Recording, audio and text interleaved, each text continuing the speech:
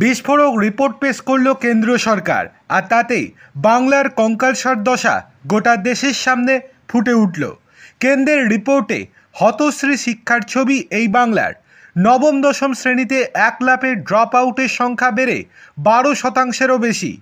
বাংলার থেকে কম ড্রপ আউটের সংখ্যা উত্তরপ্রদেশ ও রাজস্থানেও।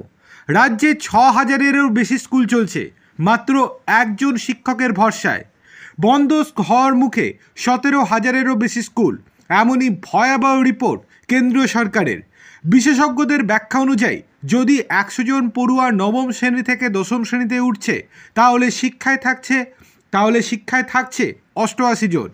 12 জন পড়ুয়া শিক্ষা ব্যবস্থা থেকে ছিটকে যাচ্ছে, তাহলে তারা যাচ্ছে কোথায়? বিশেষজ্ঞরা বলছেন, যারা স্কুল ছাড়ছে সকলেই কাজের তাগিদে শিশু শ্রমিক হয়ে যাচ্ছে, কেউ বা পাড়ি দিচ্ছে ভিন রাজ্যে। কিন্তু কেন এই শিক্ষা ব্যবস্থা থেকে দূরে চলে যাওয়ার প্রবণতা?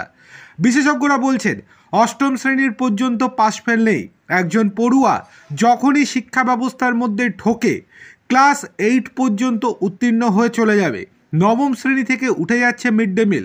পড়াশোনার জন্য বাড়ি থেকেও একটা মোটামুটি অঙ্কের খরচ হয়। করোনার পর সরকারি স্কুলগুলিতে উল্লেখযোগ্যভাবে বেড়েছিল স্কুল ছুটের সংখ্যা, যার প্রভাব পড়ে মাধ্যমিক পরীক্ষার্থীদের সংখ্যাতেও। স্কুল ছুট কমাতে শিক্ষা দপ্তরের ভূমিকা নিয়ে এই সময় প্রশ্ন তুলেছে শিক্ষক সংগঠনগুলির একাংশ। প্রাথমিকভাবে স্কুল মনে করছে সপ্তম শ্রেণীতে স্কুল ছুটের হার 2-3%।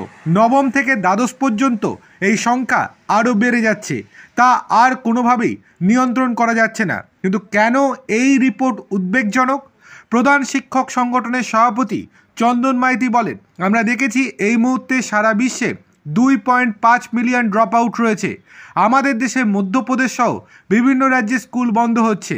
আমাদের রাজ্য ব্যতিক্রম ছিল, কিন্তু এবার তাতেও আমরা ঢুকে গিয়েছি।